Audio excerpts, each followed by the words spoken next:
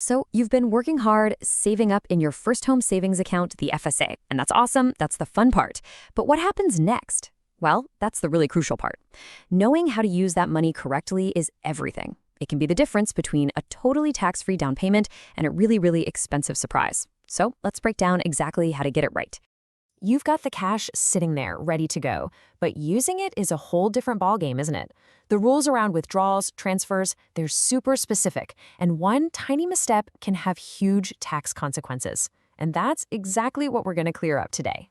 All right, here's our game plan. We'll start with a perfect scenario. You buy your home, everything goes smoothly. Then we'll hit a common speed bump. What do you do if you accidentally put in too much? We'll also cover your options if life throws you a curveball and your plans change. And then, the big one, I'm going to show you the single most costly mistake you can make so you can avoid it. We'll wrap it all up with a simple checklist of the final rules you need to know.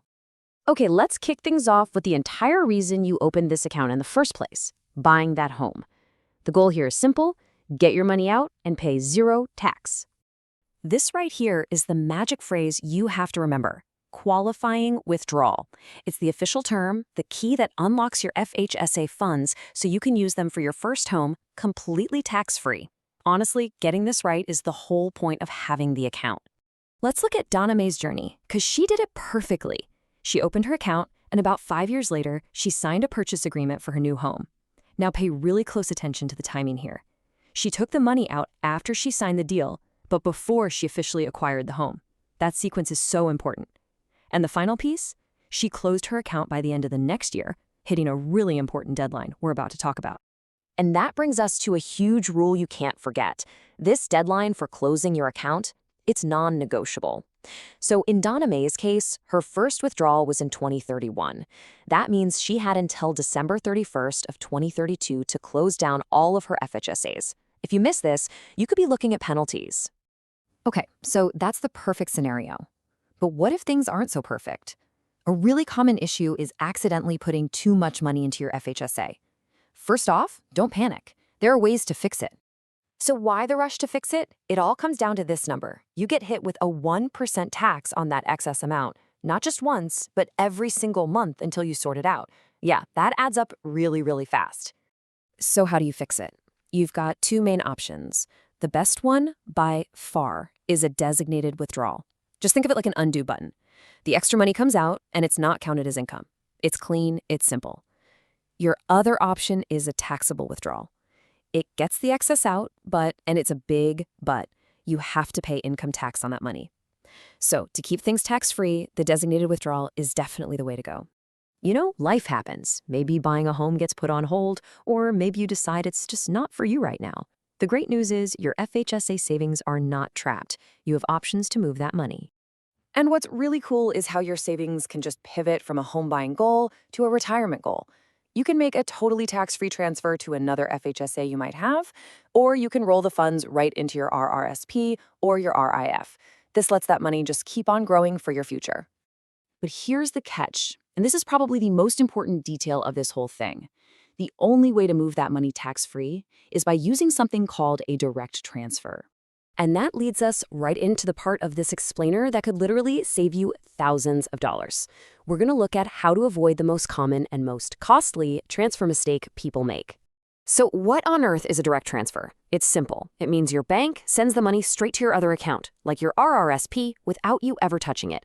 You can't, and I'm going to say this again, you absolutely cannot withdraw the money yourself and then go and deposit it somewhere else. That is not a direct transfer. And believe me, it will trigger some nasty tax consequences. Let's look at this with two real-life examples, Anthony and Sean. Anthony, he did it the smart way. He had the bank move his funds directly to his RSSP. The result? Zero tax, and his RSSP contribution room wasn't affected at all. Sean, well, Sean did it himself. He took the cash out, and then he put it into his RSSP. The result for him was a painful tax bill, plus he wasted his valuable RSSP room. Anthony's process was so simple. He just filled out one form, told his bank what to do, and the system took care of the rest. It was clean, easy, and completely tax-free. This is the path you want to be on. Now, Sean's process looked simple too, right? But that last step, that's a killer. Because he physically withdrew the money himself. That $5,000 withdrawal instantly became taxable income for the year. A completely avoidable and very costly mistake. Okay, let's get into a trickier situation. What if you've already overcontributed to your FHSA and now you want to transfer the funds over to your RRSP? Well, the rules get even more specific here. So there's actually a pretty simple formula to figure this out. The most you can transfer tax-free is the total value of your FHSA minus whatever your excess amount is. Let's take Wayne's situation. His FHSA was worth $22,500, but he had an overcontribution of $12,000. So the max he could transfer tax-free was only $10,500. But Wayne went ahead and decided to transfer $15,000 anyway. So what happened? Well, the first $10,500 moved over tax-free, just like the formula said it would.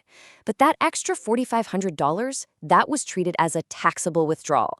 It became taxable income, and just like with Sean's mistake, it also used up his RRSP room. Phew, okay. After all that, what are the absolute most important takeaways? Let's boil this all down to the final rules you really need to remember. Okay, here's your final cheat sheet. Number 1, and I can't say this enough, always use a direct transfer. Fill out the forms, let the banks handle it, and never withdraw the money yourself to move it.